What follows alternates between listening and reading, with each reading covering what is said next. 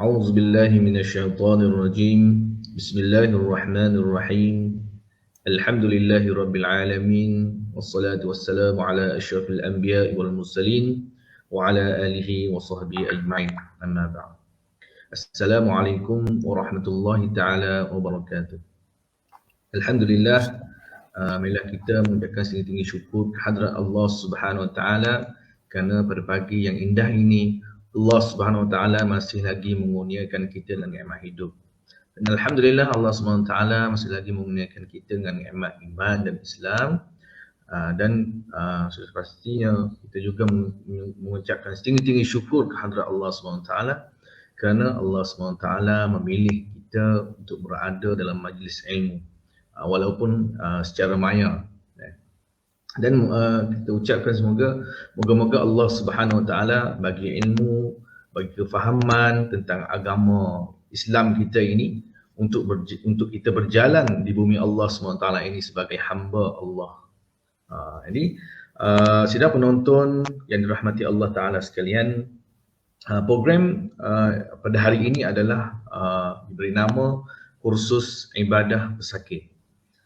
Program kursus ibadah pesakit ini merupakan julung-julung kali Pusat Islam UMK anjurkan di UMK ini, yang bertujuan untuk kita nak memberi penerangan berkaitan kaedah ibadah dalam keadaan uzur, dalam keadaan sakit, terlantar di hospital, rumah dan sebagainya. Jadi bila terlantar macam tu, ramai di kalangan kita apabila sakit terlantar macam tu, tinggalkan solat, terus tinggalkan amalan-amalan ibadah yang wajib dan sunat sebagainya. Dan salah satu objektif lagi adalah kita sebagai keluarga, sebagai rakan, sebagai murid kepada guru-guru, dan untuk nak menziarah saudara-saudara kita ni, ada adab-adab yang perlu kita ikuti seperti yang disunnahkan oleh Rasulullah sallallahu alaihi wasallam dan para sahabat. Untuk sahabat-sahabat semua, staf-staf UNK, pelajar-pelajar, dan pada penonton sekalian, mohon share, komen program ini. Dan untuk staff, mohon klik link yang disediakan di ruang komen bagi tujuan jam latihan dan untuk tujuan sijil penyertaan untuk warga UMK semua.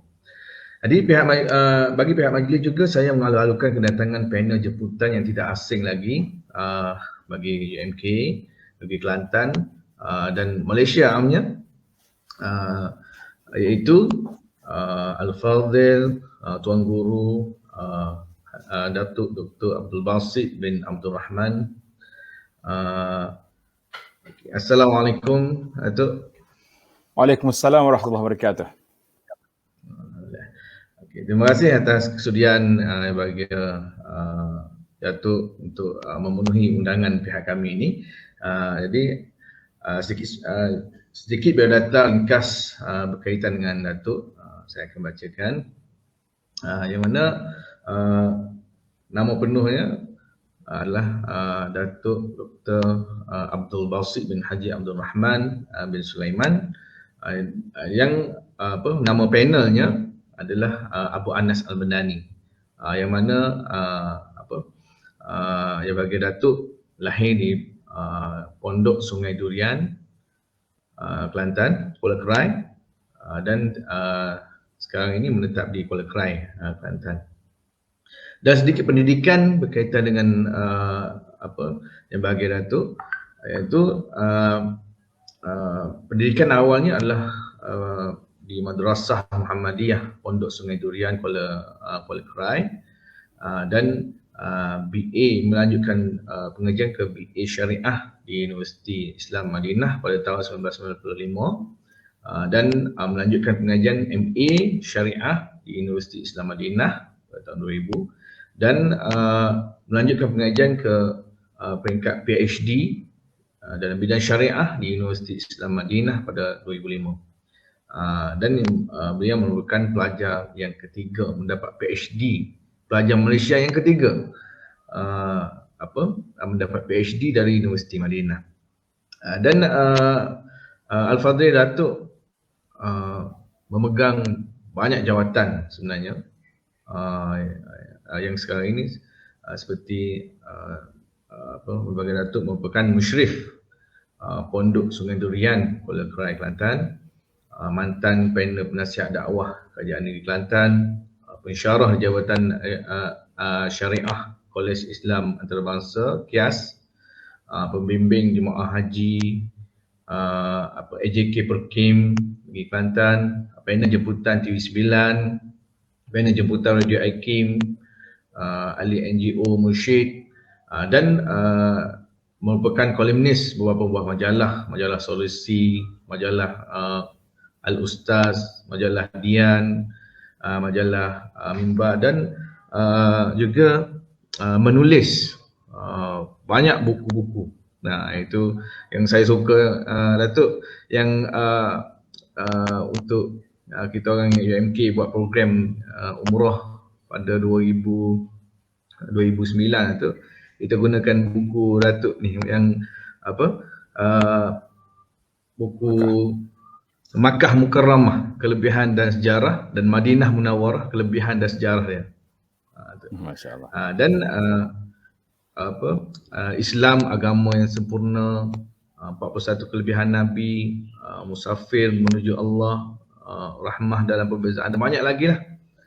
Okay. Dan hadirin hadirat yang dimuliakan Allah Subhanahu Wa Taala sekalian, tanpa melengahkan masa lagi, majlis dengan sukacitanya mempersilakan tetamu jemputan kita untuk memberikan pengisian berkaitan dengan ibadah pesakit. Dipersilakan Fadil Datuk. Silakan. Bismillahirrahmanirrahim. Alhamdulillahi Rabbil Alamin. Wassalatu wassalamu ala rasuli Rabbil Alamin. Nabiyyina Muhammad ibn Abdillah wa ala alihi wa sahbihi wa man walah, amma ba'du. Yang dihormati Fadil Ustaz Binyamin selaku pengacara atau moderator, Ustaz Khalid, dan yang dimuliakan pengarah Pusat Islam, dan semua kaki tangan pensyarah-pensyarah, pegawai-pegawai di UMK, muslimin dan muslimat, para penonton, para jemaah sekalian. Assalamualaikum warahmatullahi wabarakatuh. Jadi alhamdulillah, kita syukur pada Allah Azza wa Jalla kerana pada pagi ini, pagi Rabu 24 Februari 2021, ana dapat bersama dalam program yang dianjurkan oleh pihak UMK, Pusat Islam UMK, di bawah tajuk Kursus Ibadat untuk Pesakit. Jadi para jemaah sekalian, oleh kerana masa kita sangat terhad, biasa kita ni Ustaz Bun, kita ambil masa 1 hari kursus ini. Tapi oleh kerana kita nak masa kad kita sikit, ya, jadi saya terus pergi kepada tajuk selalulah. Tajuk kitanya yang pertama, pelaksanaan ibadat taharah solat dalam keadaan sakit. Jadi anda tak sebutlah satu-satu sebab kita nak pergi kepada pelaksanaan. Sebelum daripada itu, kita pergi kepada pendahuluan ataupun motivasi pesakit. Motivasi pesakit. Allah Subhanahu Wa Taala sebut dalam Al-Quran surah Ar-Rum, dalam surah Ar-Rum, A'udzubillahi minasyaitanirrajim. Allahul ladzi khalaqakum min dha'fin thumma ja'ala min ba'di dha'fin quwwah thumma ja'ala min ba'di quwwatin dha'fan wa syaibah yakhluqu ma yasha'u wa huwal alimul qadir. Maksudnya Allah yang menciptakan kamu dari keadaan lemah. Mana asal kita ni keluar daripada perut ibu kita lemah. Bukan sakat lemah, tak bergerak pun, kan? Semua benda menangis je tahu. Lapar pun menangis, nak makan pun menangis. Kemudian dia menjadikan kamu sesudah keadaan lemah itu menjadi kuat. Masya Allah, tabarakallah. Mula-mula kita lemah, kemudian jadi kuat. Sekarang ni kita kuatlah kan. Waktu remaja ni lompat saja. Orang ajak main pagi boleh, petang pun boleh. Tak ada masalah apa-apa kan. Semua tempat kita boleh pergi.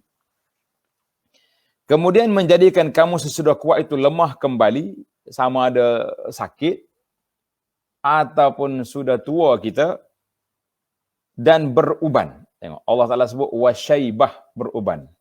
Jadi kita yang sudah ada uban di kepala ni, ingatlah itu satu notis sudah sampai.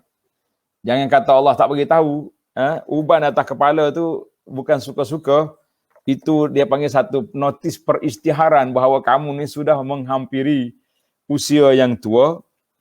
Yakhluqu ma yasha'u wa huwal alimul qadir. Allah mencipta apa yang dikehendakinya dan dialah yang maha mengetahui lagi maha berkuasa. Maka di sini para ulama kata ini kata-kata hikmah, apabila Allah menguji hamba-hambanya, dia sebenarnya mahu mendengar hambanya itu mengangkat tangan, menangis dan merintih kepadanya. Ujian itu tanda Allah Azza wa Jalla sayang kepada kita. Jadi kita kena ingatlah, kita kadang-kadang Allah Ta'ala uji kita untuk apa? Liyabluwakum ayyukum ahsanu amala. Allah nak tengok siapa di kanan kita yang baik amalannya. Apabila diberi ujian, maka Tuhan nak tengok di mana tahap kita. Sekarang ni para penonton sekalian, hati-hati kita banyak bila diuji, kita tidak lagi mengangkat tangan kepada Allah, kita lebih mengadu kepada makhluk yang disebut dengan nama media sosial, medsos kata orang sekarang. Maka hati-hati kita dengan perkara itu. Baik, kita pergi kepada adab-adab menghadapi kesakitan. Di mana kesabaran para pesakit mengharapkan pahala daripada Allah ini satu darjat yang tinggi. Allah Ta'ala sebut dalam surah Az-Zumar ayat 10, Innama yuwaffas sabiruna ajrahum bighairi hisab.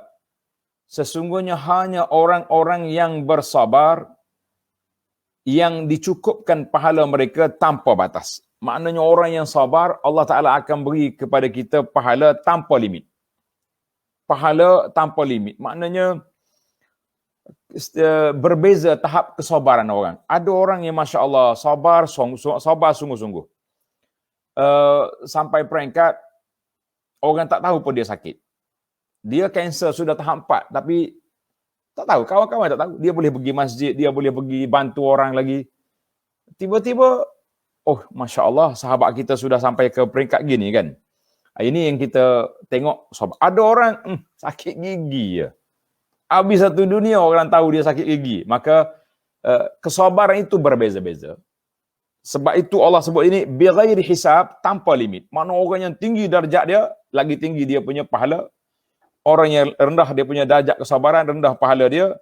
Yang kita bimbangnya takut kita hilang pahala, hilang kesihatan, dua-dua kita hilang. Bila kita tak sabar, kita kata dua-dua kita akan kehilangan. Pahala pun hilang, sakit pun masih di situ lagi. Ini kena. Baik, kita pergi kepada satu je. Dalam kertas, dalam motivasi sakit ini, alhamdulillah saya dah keluar satu risalah, tajuk dia motivasi pesakit. Nanti insya-Allah pihak Pusat Islam boleh postkan kepada pamphlet itu kepada para peserta nanti insya-Allah. Baiklah, kita ambil satu je doa sebagai motivasi ataupun ijazah kepada para peserta ini, iaitulah doa Nabi kita sallallahu alaihi wasallam minta selamat. Kita baca sama-sama. Allahumma inni a'udzubika min zawali ni'matika wa tahawuli afiyatika wa fujaati niqmatika wa jami'i sakhatik. Ini menarik doa ni. Ya Allah, aku berlindung denganmu daripada lenyapnya nikmat yang telah engkau kurniakan. Kita minta berlindung, Allah Ta'ala hilangkan nikmat. Sekarang ni pun kita terasa. Bila mari musim Covid ni, kita dah terasa betapa nikmat yang kita duduk. Nikmat kita senang pergi sana sini, sihat, duduk di masjid, bebas, majlis ilmu bebas. Kan? Sekarang ni walaupun boleh pergi masjid, ada penjarakan. macam-macam SOP kena ada. Itu di antara nikmat-nikmat yang dihilangkan secara sedikit. Ada lagi sahabat-sahabat kita sehat walafiat, tiba-tiba sakit. Allahu Akbar. Yang kedua, wa tahawuli afiatik, dan terjejasnya kesihatan yang engkau kurniakan. Kita sehat, tiba-tiba sakit. Wa fujaati nikmatik, dan daripada bencana yang tidak disangka-sangka secara orang panggil mengejut datang. Wa jami'i sakhatik, dan kita minta berlindung daripada segala bentuk kemurkaan Allah Azza wa Jalla. Jadi doa ini ambillah di zaman kita ini. Ada lagi doa-doa, tapi selalu doa orang dah hajar. Itulah doa tentang bencana kan. Allahumma inni a'udzubika minal barasi wal junun wal juzam wa min sayyi'il asqam. Ini antara doa yang sudah diajar. Baiklah para jemaah sekalian, satu lagi motivasi yang saya nak sebut di sini, iaitulah lakukan ibadat ketika senang dan sihat. Waktu kita senang, waktu kita sihat, jangan lupa beribadat. Kenapa? Ada satu peristiwa ketika Nabi SAW dalam perjalanan peperang Tabuk. Para jemaah sekalian, tanda peperangan Tabuk ni peperangan yang sangat besar. Jauh jarak dia daripada Madinah, 700 km. Tiba-tiba Nabi bersabda, inna aqwaman bil madinati khalfana. Nabi mengatakan ada beberapa kumpulan di Madinah, duduk di Madinah mereka. Tetapi kita tak nak naik bukit, kita turun wadi, turun lembah, wahum ma'ana, mereka bersama dengan kita dalam pahala. Sahabat-sahabat kejut, ya Rasulullah, kaifa? Bagaimana mereka bersama dengan kita sedangkan mereka ada di Madinah? Kata Nabi SAW, habasahumul uzur, mereka tak datang kerana uzur.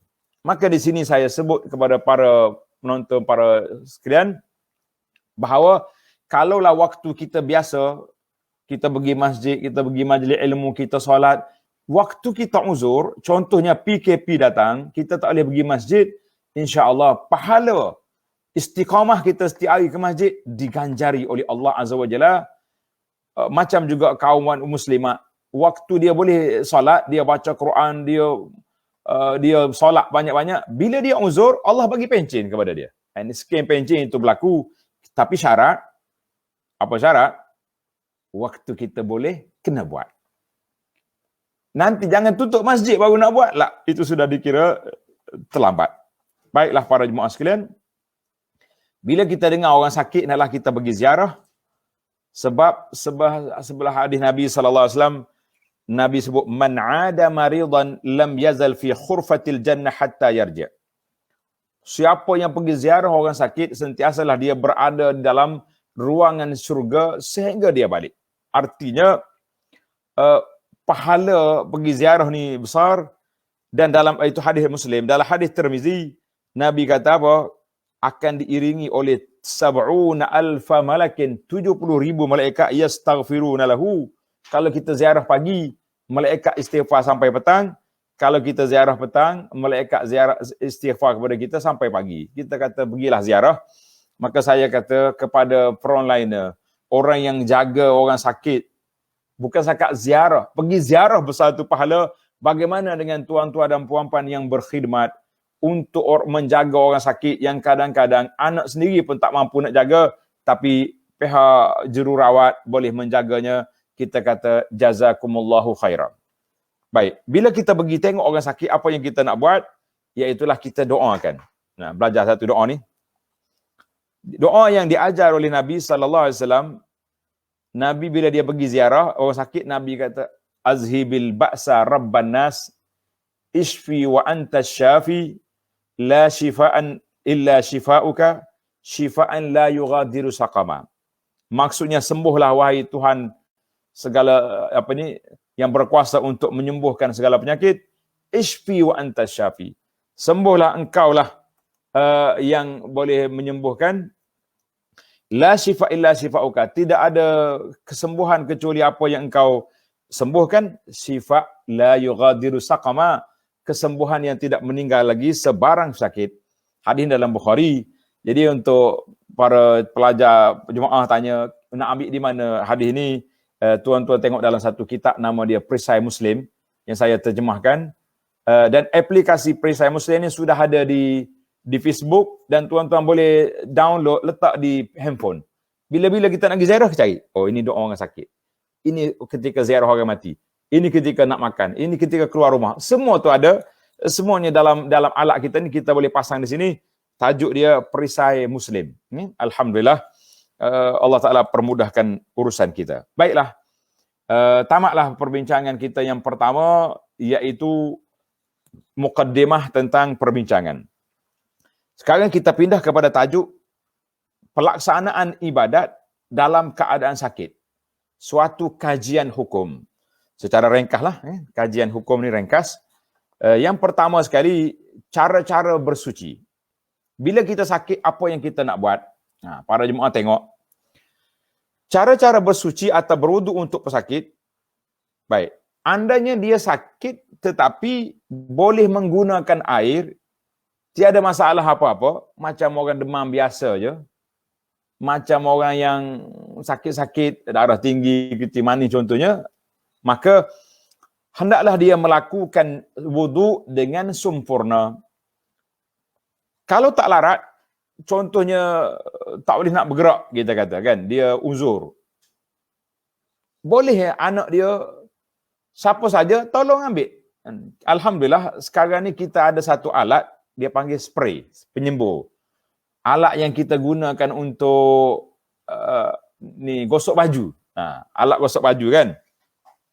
Manakala kita di hospital, nak bergerak, tak ada orang nak tolak pergi ke tandas, ke tempat bilik air contohnya, ataupun payah nak pergerakan, kan. Boleh je kita sembuh di tempat kita duduk, atas katil kita tu sembuh. Sebenarnya rukun dia basuh bukan sembuh. Tetapi andainya tidak ada sukar ataupun doktor tak benar nak bergerak banyak, boleh je kita guna sembuh, guna spray. Boleh. Alhamdulillah. Boleh kita gunakan spray itu. Baik. Kalau dia buang air kecil atau besar, hendaklah dia beristinja, yakni bersuci dengan air. Air tak boleh guna contohnya. Dalam slide ni saya tulis batu. Kalau batu mungkin hospital marah nanti, sombak habis dia punya tempat. Alhamdulillah para ulama Islam telah meletakkan bahawa di antara perkara yang dibenarkan iaitu istinja dengan kertas tandas, tisu tandas. Kalau tisu muka ni tak boleh, dia licin, dia lembut, itu tak jadi. Bahkan dia pula menambahkan menambahkan lagi najis. Tisu tandas yang keras tu, itu dia boleh. Boleh kita buat istinja dengan dia. Andainya tak boleh guna air. Boleh kita guna, baik. Yang tidak dapat melakukannya sendiri, hendaklah diminta bantuan orang lain menolongnya. Sedikit timbul persoalan di sini tentang, dia kata kalau saya isteri yang boleh jaga suami. Alhamdulillah, kan? Isteri yang boleh jaga suami. Baik, bagaimana isteri nak wudukkan suami? Kan kita mazhab Syafi'i. Mazhab Syafi'i ni batal wuduk kalau sentuh kulit dengan kulit. Dan batal wuduk, maka sama ada kita pakai sarung tangan ataupun kita guna ilmu yang kita belajar sewaktu nak pergi ke Mekah. Ingat tak? Waktu nak pergi Mekah, kita kerusuh haji, kerusuh umrah, apa jadi? Pengkerusuh ajar kepada kita, majoriti ulama mengatakan tidak batal wuduk sentuh perempuan. Jadi dua option lah. Yang senang sekali, usah duk cakap banyak, kita minta izin dengan suami, bang, bukan kotor ni bang, tapi kita ni mazhab Syafi'i, saya pakai sarung tangan boleh? Suami dia kata tak ada masalah lah, yang penting ambil wuduk untuk aku ni, aku nak solat ni. Itu dia panggil suatu kemudahan. Yang kata dalam kitab yang kita belajar, kalau orang lain tu nak ambil wuduk, itu jadi makruh, itu untuk orang yang biasa. Tapi bagi kita yang uzur, bagi kita yang sakit, tidak timbul masalah ini. Alhamdulillah. Baik. Yang keempat, bagi yang mengalami kecederaan di mana-mana bahagian anggota wuduk. Ini kita nak. Kalau tadi yang saya sebut tadi, kita boleh berwuduk macam biasa, maka kena ambil wuduk. Jangan bagi alasan, oleh kerana saya sakit, saya tak nak wuduk. Tak boleh. kena ambil wuduk dengan sempurna, cuma minimalkan penggunaan air. Tengok keadaan lah. Kalau duduk dalam bilik hospital, bilik ward hospital atau sebagainya, lain pula dia punya keadaan. Bagi yang mengalami kecederaan di mana-mana bahagian anggota wuduk. Bila kita anggota wuduk yang kena, tengok ni, nombor satu, sekiranya kecederaan itu tidak mudarat jika terkena air. Maknanya boleh je kena air. Doktor kata tak ada masalah. Luka awak sikit je. Maka apa je? Maka kita kena ambil wuduk dengan sempurna. Minimalkan penggunaan air. Jika kecederaan itu tidak boleh terkena air dan memudaratkannya. Kategori yang kedua, andai kata kita tak boleh guna air. Bahkan boleh mudarat. Mudarat ni kata di ahli perubatan, ahli fiqh kata, maksud mudarat itu sekiranya andainya kita kena air menambahkan kesakitan, maka itu mudarat. Atau lambat sembuh. Sembuh jadi lambat dengan sebab menggunakan air. Itu juga termasuk dalam kategori apa tu? Kategori mudarat. Jadi alhamdulillah, kalau kita tahu benda-benda yang mudarat, jangan kita buat, kan? Jangan kita buat. Sebab apa? Berbahaya. Islam tidak suruh kita. Islam mempermudahkan segala urusan, bukan menyusahkan urusan kita. Islam mempermudahkan segala urusan, bukan memayahkan urusan. Maka para jemaah sekalian, itu di antara perkara yang penting untuk kita fahami dalam masalah ini. Baik. Sekiranya tempat kecederaan, ni ada tengok. Tempat kecederaan itu tidak dibalut. Tempat kecederaan itu tidak dibalut. Macam mana kita nak buat? Yang kedua, sekiranya ianya dibalut. Dia ada banyak kategori ni. Tempat kecederaan itu tidak dibalut ataupun dibalut. Bagaimana keadaan dia? Bagaimana keadaan orang sakit? Tengok dalam gambar kita ada. Tengok slide tu. Gambar pun gambar nampak terang kan?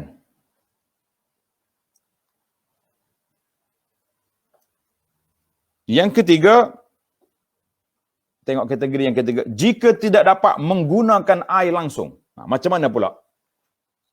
Kita bagi satu-satu. Tak dapat digunakan langsung, tak boleh nak guna air. Baiklah. Kita pergi kepada gambar-gambar yang ada ni. Sekiranya tempat kecederaan itu tidak dibalut,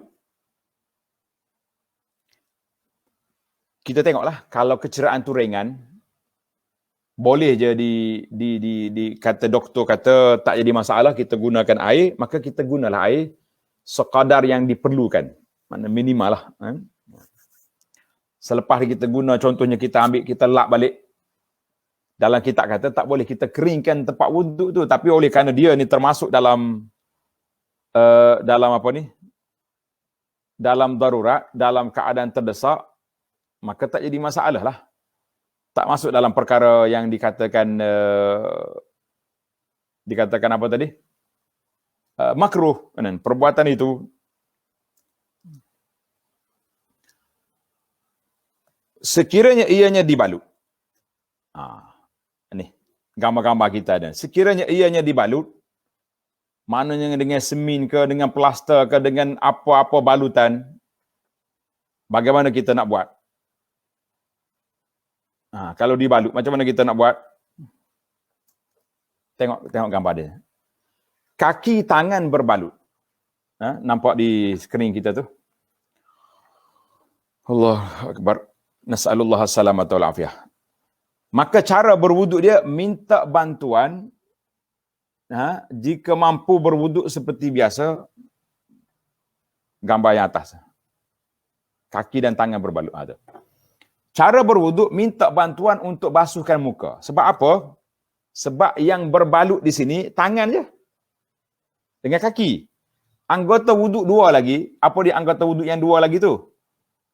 muka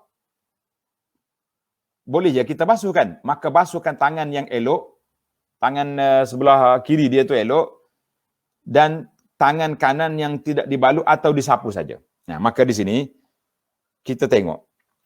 Sekiranya boleh,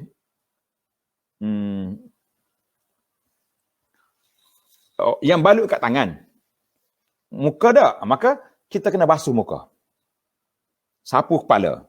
Sampai di atas balutan di sini, maka di situ para ulama mengatakan kita sapu di atas balutan.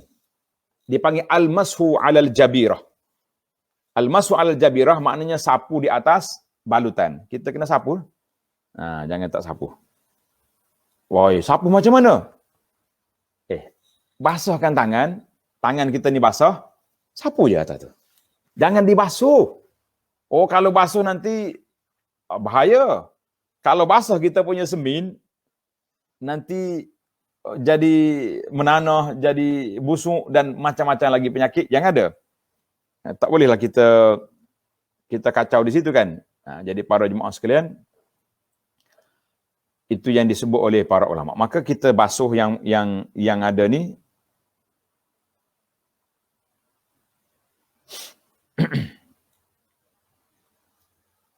Baik. Tengok gambar yang kedua. Jika mampu berwuduk sepeda, jika tidak minta bantuan, ketika basuh kaki, jika dapat sapukan air pada seluruh kaki kanan yang elok, maka boleh kita buat. Cuma di sini ada khilaf ulama. Sedikit ada khilaf ulama sikit. Dalam mazhab Syafi'i, bila sampai di tempat yang kita tak boleh basuh, dia kena tayamum. Tayamum, lepas tu basuh pula. Ada kalanya kalau kita dua tempat tak boleh basuh, maknanya kita kena tayamum 2 kali. Tapi alhamdulillah untuk memudahkan urusan, menyenangkan kira-kira, setelah saya perhatikan kepada pandangan alim ulama kita ni, dia kata kita ni ada dua wuduk, dua cara kita berwuduk. Sama ada kita wuduk dengan apa tadi? Sama ada kita wuduk dengan air ataupun kita tayamum. Jadi nak campur dua-dua ni agak sukar. Maka kalaulah kita pergi hospital, yang paling minima, paling kurang di hospital ni para jemaah sekalian, jarum masuk sini. Untuk masuk air, untuk masuk apa kan, ada jarum sini. Maka di situ tempat dia ada plaster tu, kita sapu je tu. Pasal itulah kata di para ulama Islam, eloknya plaster kita tu jangan dibesarkan. Plaster tu jangan dibesarkan. Kenapa jangan dibesarkan? Supaya dia tidak ambil ruang yang banyak. Supaya tidak ambil ruang yang banyak untuk kita sapu atas dia. Mana kita ambil sekadar darurat, dia panggil sekadar ad-darurah. Sekadar yang diperlukan saja, kita ambil setakat tu. Baiklah. Nanti kita masuk dalam perbincangan. Kaki. Ini gambar ni, dia kata berbaring tidak jelas penyakitnya. Yang pentingnya dia tidak ada tempat halangan untuk berwuduk. Maka kena wuduk seperti biasa. Kalau dia mampu. Kalau tak mampu, orang lain baik. Baik. Kita pergi kepada kategori yang kelima. Minta maaf saya terpaksa kena laju sikitlah sebab masa kita sangat terhad ni. Jika pesakit tidak dapat berwuduk dan juga tidak dapat bertayamum, macam mana? Contoh saya buat di sini, pesakit yang berada di bilik kawalan rapi, ICU, CCU. Doktor kata, debu pun tak boleh, air pun tak boleh.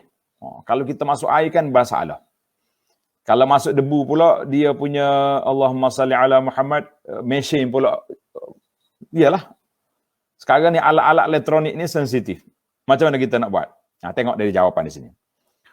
Jika tak boleh berwuduk dan tidak dapat berwuduk juga bertayamum, maka hendaklah dia mengerjakan solat dengan keadaan tersebut. Maknanya dia solatlah walaupun tidak ada wuduk. Apabila sembuh nanti dia mesti mengulangi solatnya menurut ulama Syafi'iyah. Ulama kita kata bila sembuh nanti kena ulang balik solat berdasarkan kepada firman Allah Taala, la yukallifullahu nafsan illa wus'aha, kan? La yukallifullahu nafsan illa wus'aha. Baik. Kita pergi kepada kategori yang keenam. Bagi pesakit yang ditimpa penyakit kencing yang sentiasa keluar, dipanggil dalam bahasa fiqh salasil baul. Dalam bahasa fiqh dipanggil apa? Salasil baul ataupun kencing tak tus. Kencing tak tus, sentiasa keluar air kencing. Macam mana kita nak buat? Bagaimana keadaan orang ni? Ini tengok dalam kitab kita ni. Dalam kitab fiqh kita ni ada sebut. Alhamdulillah para jemaah sekalian,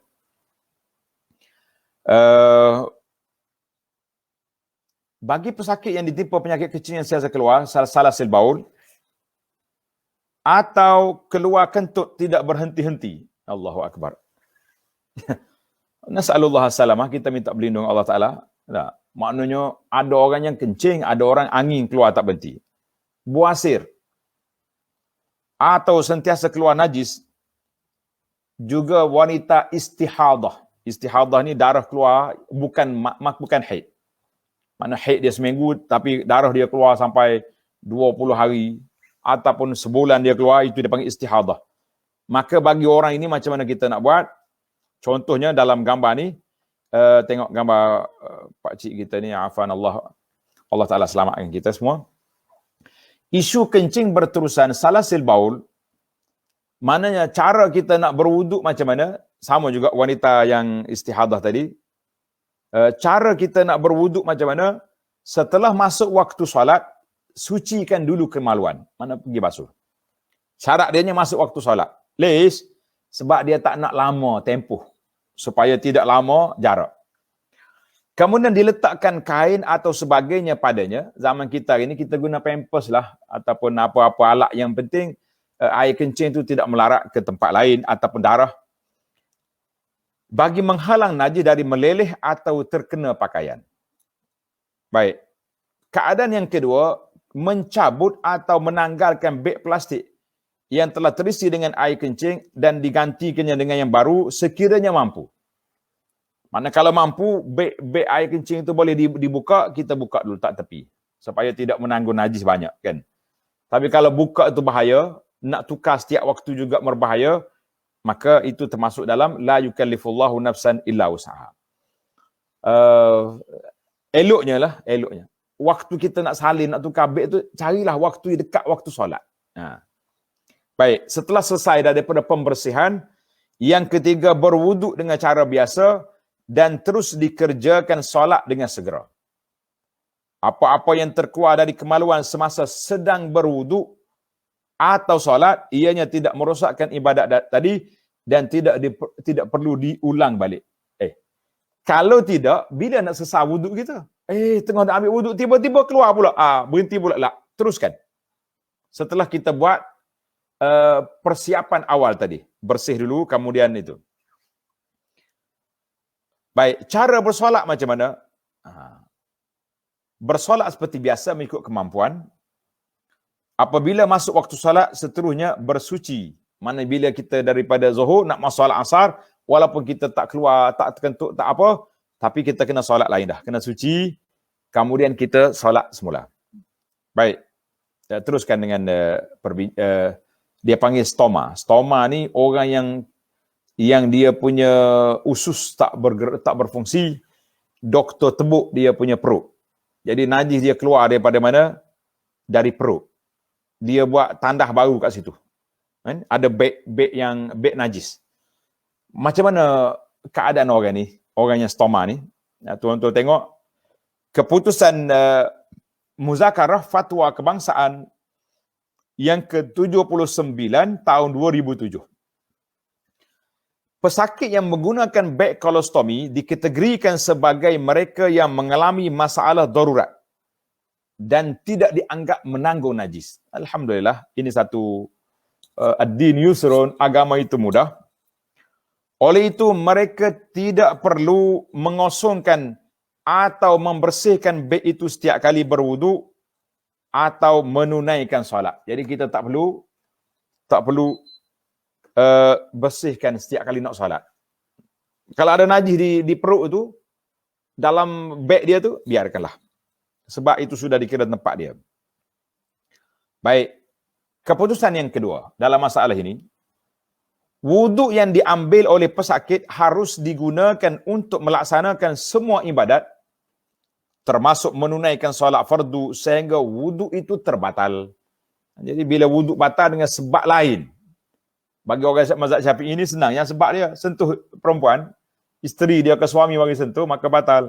Yang pentingnya dengan sebab kolostomi tadi, keluar najis daripada melalui beg yang disediakan itu dianggap darurat dan tidak membatalkan. Kita kata alhamdulillah. Baiklah para jemaah sekalian, itu dalam bab wuduk. Tadi saya dah sebut tentang sapu di atas balutan. Cuba tengok ke C, menyapu di atas simin ataupun balutan. Jadi alhamdulillah para ulama fiqh kita, ni masalah ni saya ambil dalam kitab Fiqh Manhaji lah. Menurut istilah fiqh, al-jabair, jabair ini iaitulah ikatan yang diletakkan atas anggota yang patah bagi mikat dan membalutnya. Kita panggil semin. Dan asaib macam plaster yang diikat di atas anggota wuduk kita tu. Maka ini dua ni telah disebut oleh para ulama kita. Ini contohnya. Ini contoh kaki orang ni. Tu dia panggil al-jabirah.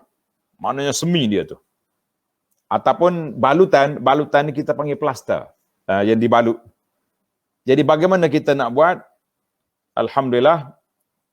Menurut mazhab Syafi'i, sekiranya perlu meletakkan balutan, maka ketika itu dia wajib melakukan 3 perkara. Mana kalau kita nak balut anggota wuduk kita ni, 3 perkara kita kena buat. Yang pertama, membasuh bahagian yang selamat, yang tidak sakit pada anggota yang luka atau patah. Menyapu seluruh balutan. Sapu di atas balutan yang tempat anggota wuduk kita tu. Ataupun ikatan. Plaster yang saya sebut tadi. Bertayamum sebagai ganti membasuh bahagian yang sakit apabila sampai kepada anggota tersebut ketika berwuduk. Dalam fiqh Syafi'i dia campur tayamum dengan tu. Jadi terpulanglah kepada tuan-tuan. Sekiranya tidak perlu dibantu anggota yang cedera, maka dia wajib membasuh anggota yang sihat dan bertayamum bagi menggantikan bahagian yang luka. Contohnya, anggota kita ni tak balut. Sebab doktor kata kalau balut lambat sihat. Terbuka. Kan? Tapi nampaklah luka-luka dia tu. Tapi dia kata jangan kena air di sini. Macam mana, bagaimana kita nak buat? Maka ketika itu dalam fiqh Syafi'i kata tak boleh basuh yang boleh, yang tak boleh itu ditayamumkan. Macam biasalah hukum tayamum itu panjang perbahasan. Dia kata dia wajib mengulangi tayamum pada setiap kali solat fardu sekalipun dia tidak berhadas. Tengok di slide seterusnya tu. Itu kemudian tempoh masa dibenarkan sapu. Jadi dalam fiqh Syafi'i ini agak berat sikit. Dia kias kepada balutan yang kita balut itu dengan sapu atas khuf. Orang yang nak pakai khuf, dia kena ambil wuduk siap-siap, basuh suci dulu kaki dia tu sudah, baru dia pakai khuf. Jadi dia letak untuk orang yang nak pakai semi ni kena basuh, kena ambil wuduk dulu. Kalau tak ambil wuduk, apa jadi? Orang ni wajib dia kena qada semua solat dia semasa dia pakai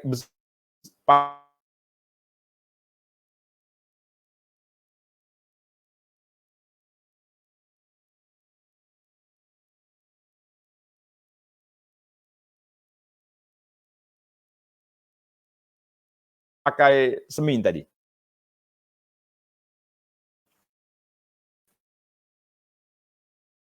Jadi alhamdulillah setelah saya tengok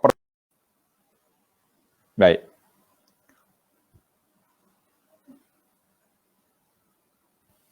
Tengok perbincangan ulama.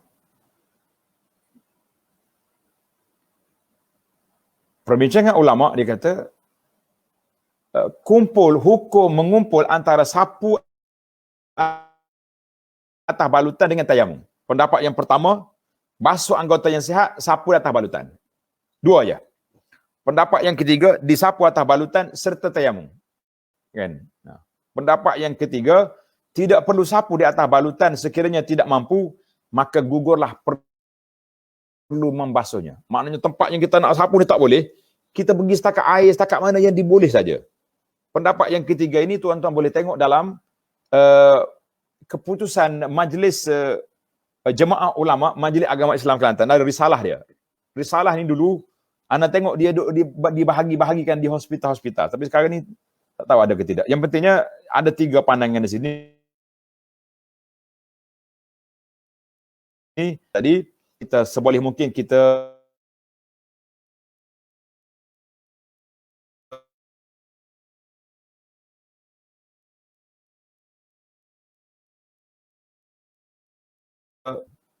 slide kita laju ke bab yang kedua,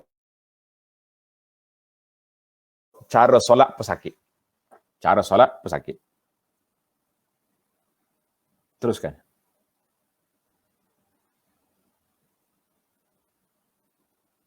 Lagi.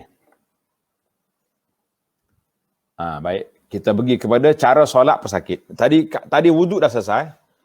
Saya simpulkanlah, wuduk kita bila kita boleh basuh, kita basuh. Kalau ada balutan, kita basuh yang boleh basuh, kemudian di atas balutan kita sapu. Sekiranya tak ada balutan, bagaimana kita nak buat? Maka situ ada khilaf. Ada katakan kita sapu setakat mana yang mampu dan kita ganti dengan tayamum. Kalau nak tayamum pun, kalau dia anggota wuduk yang sama, tak boleh guna debu juga. Itu bahaya. Baik. Sekarang ni kita pergi pada bab yang kedua, dikata cara solat pesakit. Cara solat pesakit. Pesakit yang tidak dapat berdiri. Saya buat pesakit yang tak boleh berdiri, contohnya orang ni sakit. Kalau berdiri rebah.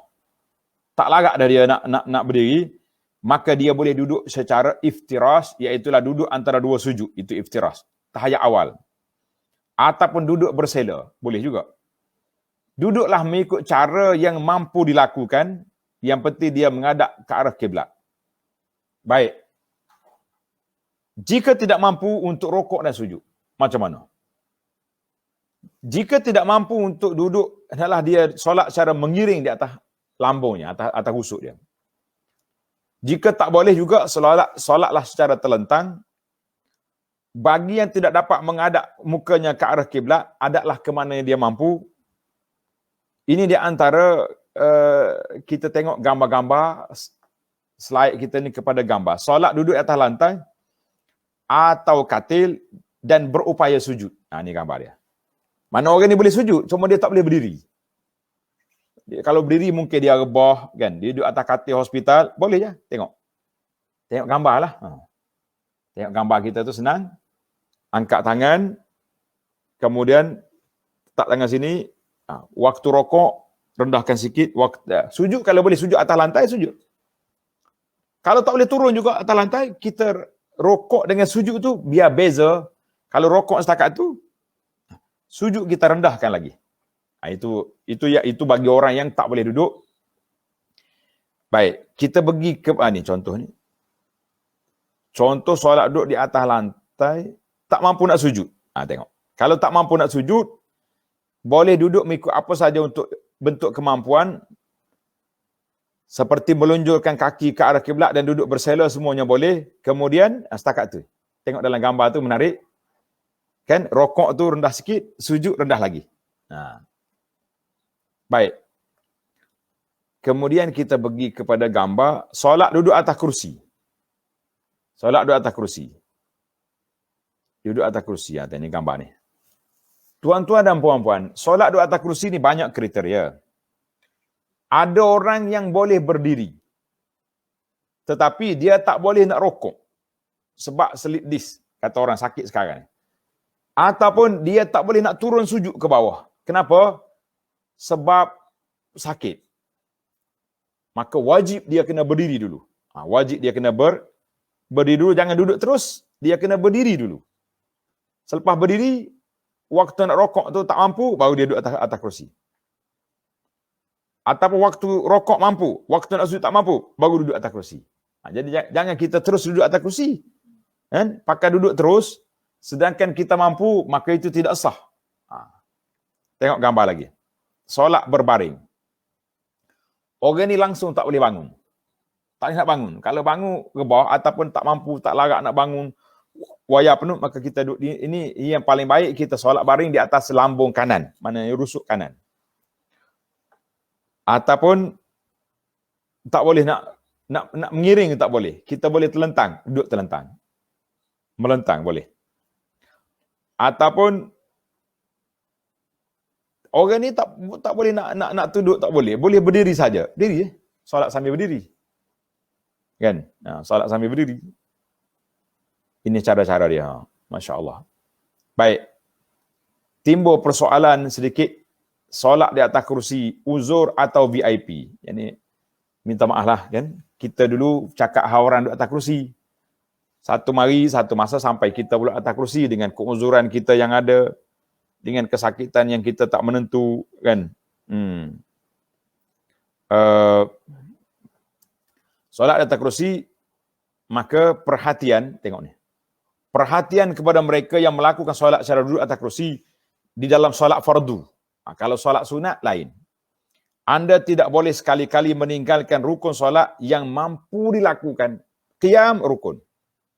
Baik. Sujud atas lantai rukun.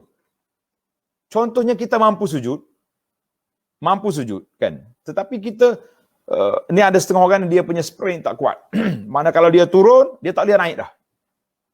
Kalau dia turun, dia sudah tak boleh naik lagi. Maka kita kata rakaat yang pertama dia berdiri, rakaat yang kedua dia duduk. Rakaat yang kedua dia kena duduk. Kenapa kena duduk? Sebab dia tak boleh nak bangun. Tak perlu kita lantik orang konsultan seorang pembantu, bila aku nak bangun kena angkat. Tak perlu lagi kan.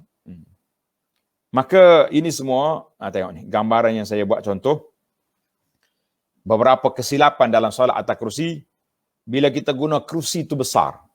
Bila guna kerusi besar, tengok kerusi kita. Kalau sama ada kita ke depan waktu berdiri, waktu kita sujud juga ke depan, ataupun kita tolak kerusi ke belakang yang menyebabkan orang sujud di bawah kerusi kita.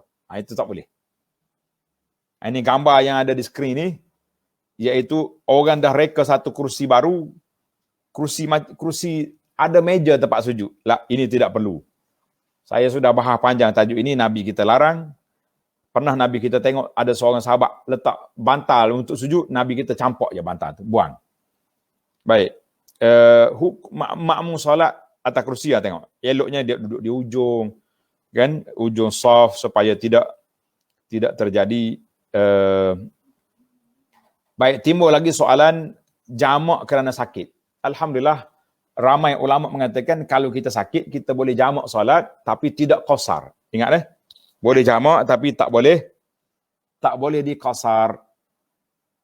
Contohnya, orang nak buat pembedahan pukul 3 tengah hari. Dan dia jangka mungkin pulih balik maghrib ataupun isyak. Jadi dia jamak lah. Zuhur dengan asar tu jamak. Nanti maghrib isyak sedar pukul 11, 12, pukul 1 pagi nanti boleh lagi kita kita jamak maghrib isyak, jamak takhir. Demikian jugalah ahli-ahli perubatan, doktor sendiri pun kalau perlu terpaksa boleh dia jamak. Cuma bagi orang yang sakit-sakit ni macam mana ni? Macam tadilah. Masalah kita kan nak tukar selalu pamper payah. Jadi ini satu lagi dia panggil jamak suri. Jamak dalam bentuk gambaran. Ni. Kemudian solat atas kapal terbang. Coba tengok ni. Nantilah kita mungkin kena sambung balik. Dia panggil solat dalam keadaan terdesak. Solat atas kapal terbang. Solat atas kereta. Solat atas bas dan sebagainya. Jadi itu ialah pembentangan yang dapat saya sampaikan. Ini buku zikir pagi petang, zikir lepas solat yang tuan-tuan tengok. Jadi Ustaz Binyamin, saya serahkan baliklah sebab masa kita sudah habis. Mungkin ada persoalan-persoalan yang nak dibincangkan. Dipersilakan. Alhamdulillah, majlis menawarkan jutaan terima kasih kepada Al-Fadhil Datuk di atas penerangan sebentar tadi, dan banyaklah pengetahuan baru yang dikongsikan bersama kita sebentar tadi. Alhamdulillah. Dan di sini ada sebenarnya banyak soalan-soalan, dan kebanyakan soalan dah Datuk dah terangkan sekejap tadi. Tapi ada yang ada lagi yang muskilan lagi yang termasuk dalam apa yang Datuk terangkan tadi, iaitu soalan pertama, adakah kena berwuduk? Adakah kena berwuduk dahulu sebelum balut simen di anggota solat baru sah wuduk ataupun tayamum? Tadi tak dengar tu. Ada putus-putus tadi. Oh, boleh gitu. terangkan soalan tu. Boleh. Terima kasih. Okey, silakan. Mengikut dalam fiqh mazhab Syafi'i, bila kita nak pakai semin atau balutan itu, kita kena ambil wuduk dulu. Kalau tak ambil wuduk, kita solat tadi, semua solat yang kita lakukan sepanjang dalam semin itu, sebulan, orang semin ni lama tahu. Doktor kata mungkin sebulan, mungkin lebih, maka dia kena qada balik solat itu. Itu kita kata berat tu. Jadi alhamdulillah dalam masalah ini ana sudah buat satu perbincangan. Tengok dalam pandangan ulama lain kata boleh kita teruskan, tak perlu qada, sebab ulama yang mengatakan kena qada tadi sebab dia kias pakai semin tu dengan pakai khuf. Kan syarat kita nak pakai khuf tu kena apa? Kena ada wuduk. Jadi kita kata jauh nak kias tu, ini orang sakit. Bukan semua doktor yang buat pembalutan itu pula faqih, sehingga kata tuan kita usuk orang ni pergi ambil wuduk dulu. Jadi benda tu masyaqqah dalam masyaqqah. Kalau sebulan duduk dalam semin, kita kena qada balik 5 kali sebulan 150 solat, berat juga tu kan. Wallahu alam. Jadi kalau tanya pandangan yang saya pilih pandangan kita tidak qada. Nah. Allah. Okey. Seterusnya tu bagaimana pesakit yang sedang melakukan rawatan dialisis ketika waktu solat? Contohnya ni ada soalan ni. Kita ambil soalan ni dulu. Ya. Bagaimana pesakit yang sedang melakukan rawatan dialisis ketika waktu solat? Contohnya pukul 4 hingga pukul 8 malam, 4 petang hingga 8 malam. Bagaimana nak dia nak solat? Itu masalah asar kan? Masalah asar. Jadi di sini kita kena tengok masalah solat asar. Jadi waktu dialisis tu dia boleh bergerak ke tidak? Jadi ada setengah tempat tu dialisis mungkin dia boleh hadap ke arah kiblat siap-siap. Kan? Dia ambil wuduk dah, berwuduk siap. Waktu masuk waktu asar, dia solat atas kerusi dia tu. Allahu Akbar. Pergerakan yang terhad lah dengan isyarat-isyarat lah. Rokok dengan sujudnya, solat di tempat yang kita berada. Mana kalau ruang tu boleh, dan insya-Allah pekerja-pekerja semua orang Islam kita pilihlah yang nak solat tu, kita cari jarak yang boleh kita solat. Tapi kalau lah tempat ini tak kondusif untuk solat, ada masyarakat tersendiri contohnya, jadi insya-Allah pada waktu itulah boleh kita lakukan jamak takdim. Makna dia jamak terus. Nak tukar ke pukul 5, tempat dialisis kata tak boleh. Ini je yang ada ruang. Sama ada awak dialisis ataupun awak menanggung risiko. Jadi kita terpaksa kena dibawa akta darurat, maka kita masuk dalam, kita jamak ketika itu. Tapi kalau kita boleh solat di atas kursi yang duduk dialisis itu, boleh. Walaupun dengan isyarat, rokok, sujud yang atas kursi, sama dengan orang solat atas kursi yang lain, itu boleh, insya-Allah. Okey, ada soalan Ustaz Tuan? Boleh paparkan? Okey. Jika pesakit mengalami pendarahan luaran atau anggota badan bernanah, bagaimana untuk bersuci dan mendirikan solat? Mana pesakit luaran ni maknanya macam kudih lah kan. Kudih, luka-luka gitu. Jadi kita kena, kalau dia tak terlibat dengan anggota wuduk, kita bersihkanlah, sucikan tempat itu, letak dia punya plaster, letak dia punya kapas supaya nanah dia tu tidak mengalir kena ke tempat-tempat lain. Dan kita solat lah macam biasa. Walaupun ada nanah, ada darah situ, itu termasuk dalam ayat yang kita baca tadi, la yukallifullahu nafsan illa wus'aha. Mana Allah Ta'ala tak beratkan kita ni lebih daripada kita mampu. Yang pentingnya para peserta sekalian, lakukan solat. Itu yang mustahak. Sebab anda tengok ni Ustaz Bniamin, orang ni bila sakit je, macam dapat pasport tak solat. Betul tak? Betul lah. Bila sakit je kita pergi, kenapa tak solat? Sakit. Siapa bagi? Sakit bukan rukhsah untuk tak solat. Cuma orang sakit boleh mendapat rukhsah untuk solat dengan cara yang mana yang lebih ringan. Macam tadi, tak boleh bangun, boleh duduk, tak boleh duduk, boleh tidur, kan? Kalaulah anggota di atas tubuh kita ni ada nanah, ada darah yang kotor pun, kita tetap kena solat, kan itu kemampuan yang kita ada. Nah, silakan. Ada lagi soalan? Ada lagi. Ustaz, boleh ke isteri tolong sapu pada bahagian hujung jari kaki suami ketika berwuduk sebab kaki suami bersimen dan beliau sangat suka untuk sapu bahagian tersebut. Isteri tolong sapukan. Boleh. Kita bagi tahu tadi, orang lain tolong ambil wuduk dengan kita boleh sekiranya diperlukan. Yang tak bolehnya suka-suka. Macam kita hari ni nak manja-manja dengan isteri tak. Kita kata tolong ambil wuduk aku, kita holor muka kita, holor tangan kita. Itu dia panggil makruh. Orang lain tolong ambil wuduk. Itu pun kalau bahasa fiqh Syafi'i, batal lah wuduk sebab isteri tolong basuh muka kan. Cuma sapu atas balutan tu tak timbul lah isu mazhab tu. Cuma timbul isu makruh tak makruh. Kita ada tak makruh. Sebab apa? Sebab waktu tu dia waktu dalam keadaan darurat. Mana tadi Datuk, mula-mula suami yang basuh tangan apa semua kaki apa semua, tapi pak balik tu tak sampai isteri yang sapu. Kita minta tolong, kata tolong sapu. Dia ni adalah dia sapu. Sapu atas nama wuduk. Ya. Sapu ibadat, bukan sapu kasih sayang tu, sapu ibadat dia panggil. Dia beza tu. Atas semi tak atas maya kan. Kalau suami kalau isteri sister. Tak apa. Silakan. Okey, adakah dibenarkan bagi perempuan yang sedang di saat melahirkan anak melakukan solat jamak qasar kerana dikhawatiri bersalin pada waktu solat terdekat, contoh waktu zuhur? Adakah boleh jamak takdim zuhur asar? Dia gini ya puan, kalau kita contohnya, cuba balik dia punya soalan tadi. Perempuan yang sedang saat melahirkan anak, solat jamak qasar lah. Qasar tak boleh. Itu jumpa tahu. Bagi orang darurat, dia qasar ni untuk orang musafir. Tanda ni, para peserta tanda, qasar ni untuk orang musafir. Untuk darurat dia tidak ada qasar. Jamak ada tapi qasar tidak ada. Itu satu kepahaman.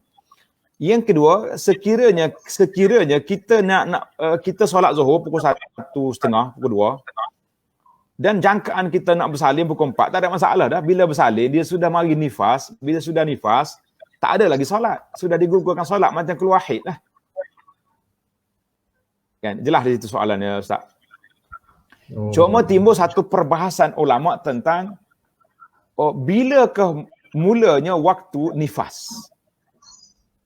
Dalam fiqh Syafi'i, selagi tak keluar anak, andainya orang ni anak kembar dia 4 orang.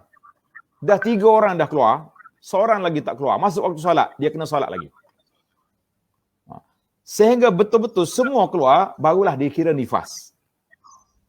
Dalam fiqh lain, contohnya dalam pandangan mazhab ulama Hambali dan lain-lain, dia kata sehari sebelum bersalin, sekiranya sudah pecah ketuban, mana keluar darah dah dengan apa ni, lendir dia sekali dengan darah, itu sudah dikira nifas.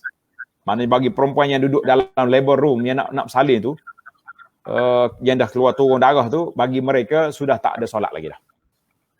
Sebab darah tu sudah dikira bersambung dengan kelahiran anak. Tapi fiqh kita, fiqh Syafi'i, selagi tak keluar anak, solat.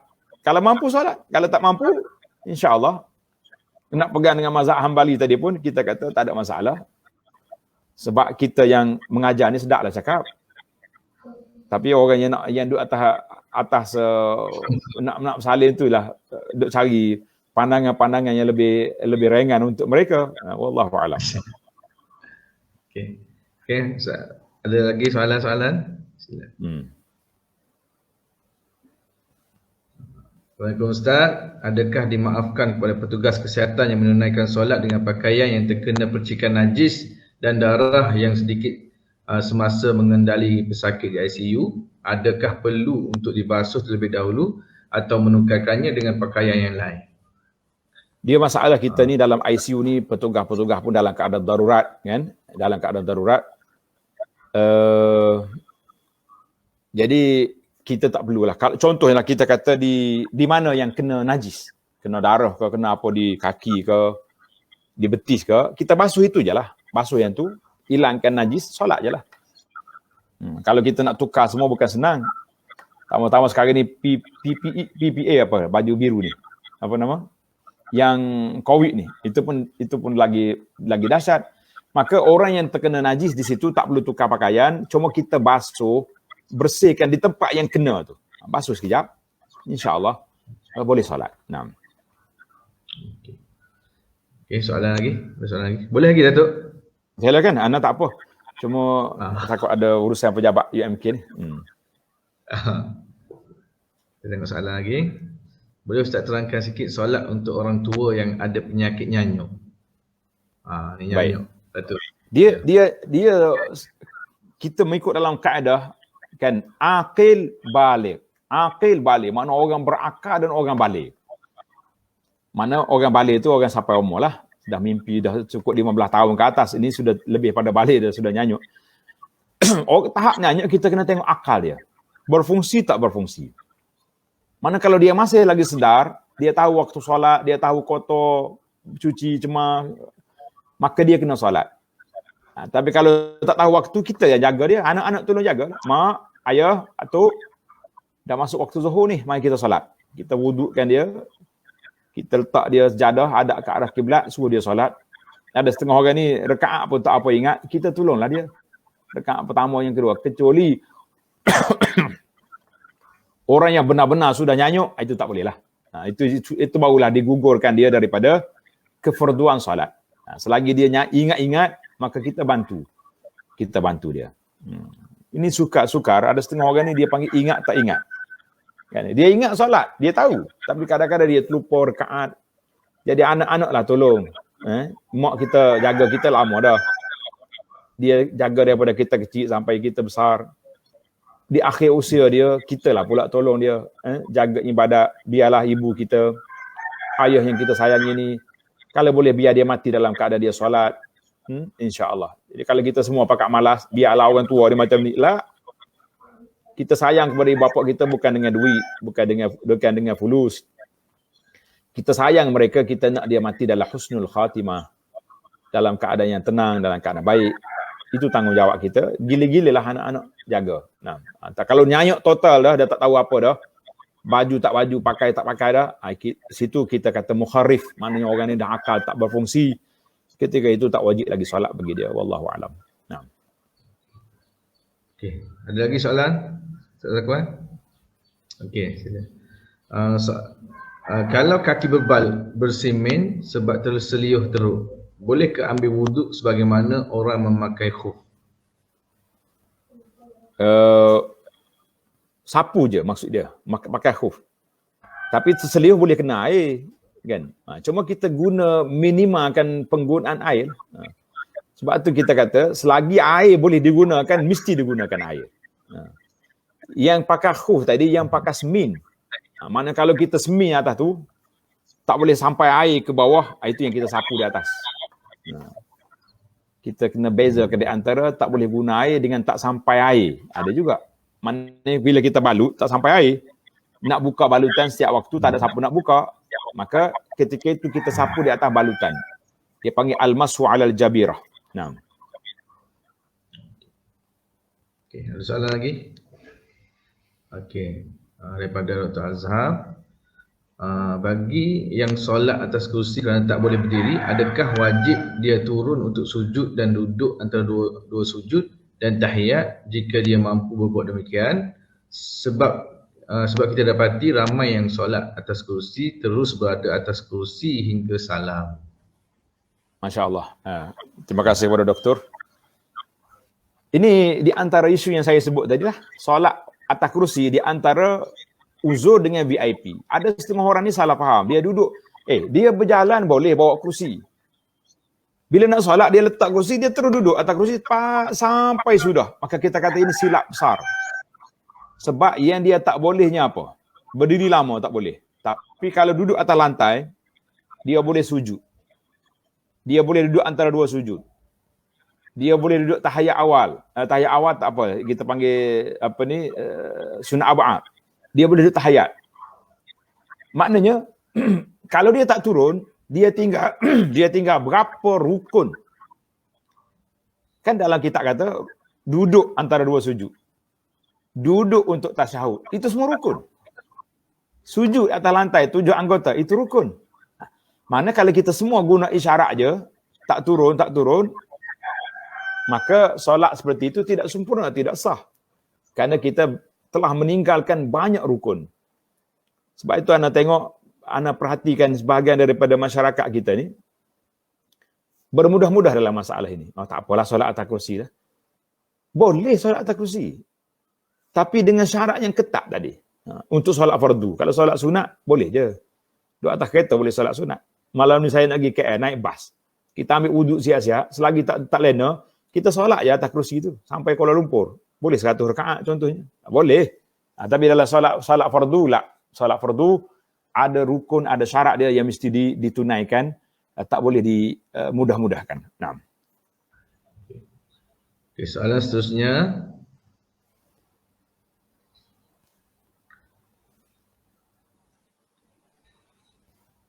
Bolehkah dijamakkan? Bolehkah solat dengan bangun bersandar di dinding bagi orang yang tak kuat untuk berdiri? Ya. Contohnya orang ni kalau dia berdiri dia akan goyang, kan? Goyang boleh terbalik.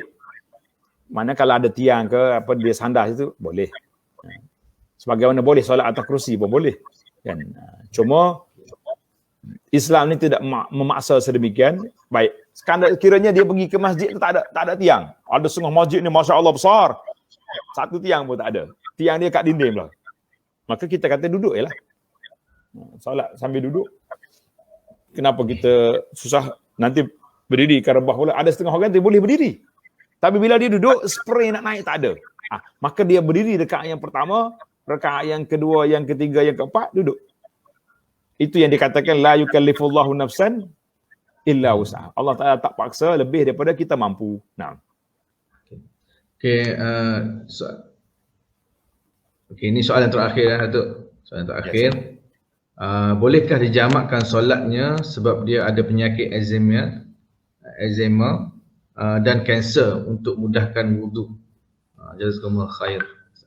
Yang ni dia panggil dalam bahasa kita dia panggil jamak suri. Jamak suri ni gambaran jamak. Contohnya kita asar pukul 4.40 kan. Jadi pukul 4.20 mandi siap-siap, ambil wuduk, solat. Lepas kita solat, mungkin 4.35 solat, kita tunggu sekejap. 4.40 orang azan yang asar, Allahu Akbar, terus solat asar. Itu dia panggil jamak suri. Jamak, gambaran jamak makin mujamak. Sama juga maghrib dengan isyak, sama-sama juga. Kita buat last, yang ni akhir waktu, yang ni di awal waktu. Supaya tidak timbul masalah, masyakkah, nak basuh, nak ambil wuduk 2 kali, nak bawa ke tandas sukar, maka kita buat tadi. Seperti itu. Tapi kalau nak jamak sentiasa, sukar bagi kita. Yang jamak sentiasa ni, puak-puak Syiah dengan mazhab Ibadi. Ibadi dia tiga kali dia solat satu hari. Zuhur dengan asar, maghrib isyak, subuh dia tak jamak. Itu je dia. Tapi kita yang dia pegang dengan mazhab fiqh kita ni, kita kata jamak tu kerana darurat. Macam tadi saya contohkan, orang nak buat pembedahan, orang yang tak ada masa, maka ketika itu kita kata kita boleh jamak kerana terdesak, dalam keadaan terdesak itu. Wallahu a'lam. Okay, Alhamdulillah, nampaknya program khusus ibadah pesakit kita ini telah sampai ke penghujungnya. Dengan ini saya menjemput kembali Al-Fadhil Bagi Datuk untuk memberi sedikit rumusan dan penutup untuk program kita pada pagi ini. Dipersilakan Datuk. Baiklah, terima kasih kepada Ustaz Bunyamin sebagai moderator. Rumusan yang pada kita buat iaitu yang pertama sekali, wudu ada dua kategori. Wudu orang yang sakit tapi boleh guna air, maka wajib dia kena guna semua sekali. Yang kedua, wudu bagi orang yang tak boleh guna air.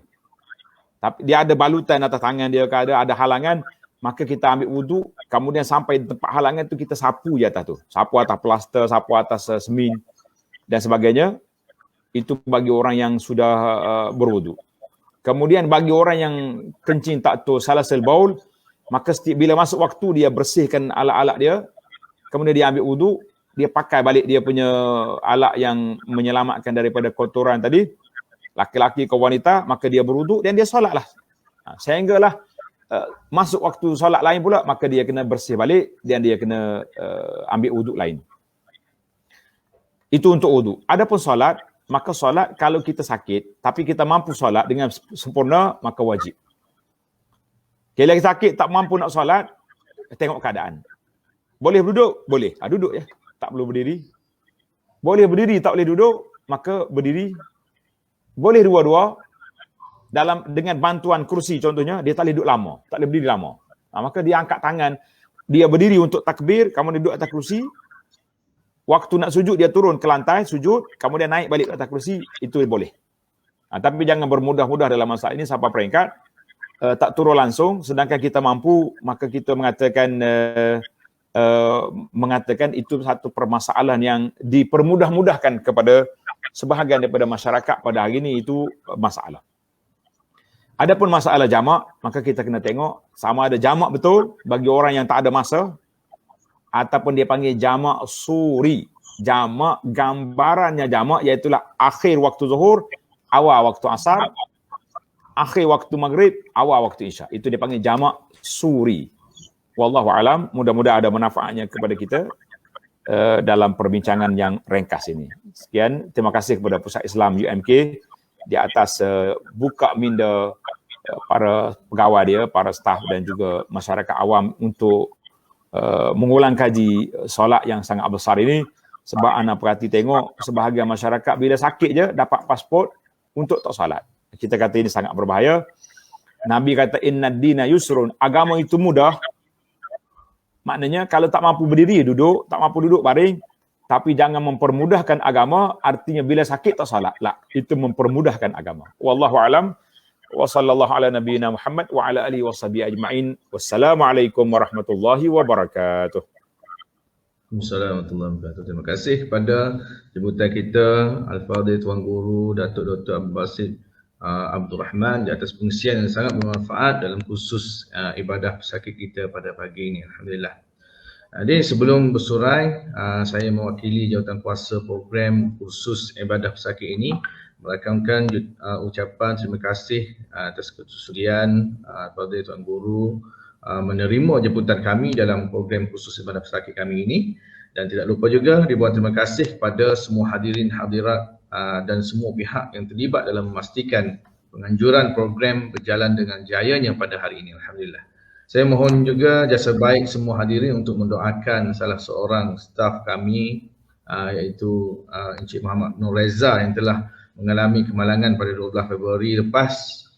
Dia lah bahagian teknikal ni. Pusat Islam memang harap kepada dia lah. Jadi mohon doa kepada untuk kesembuhan dia. Dan mohon maaf dari saya andai ada terkasar bahasa terlanjur bicara sepanjang mengendalikan majlis sebentar tadi. Sungguhnya yang terbaik itu datang daripada Allah dan yang kurang itu adalah kelemahan diri saya sendiri. Aku liqauli hadza wa astaghfirullahal azim li wa lakum. Wassalamualaikum warahmatullahi taala wabarakatuh. Waalaikumsalam warahmatullahi wabarakatuh.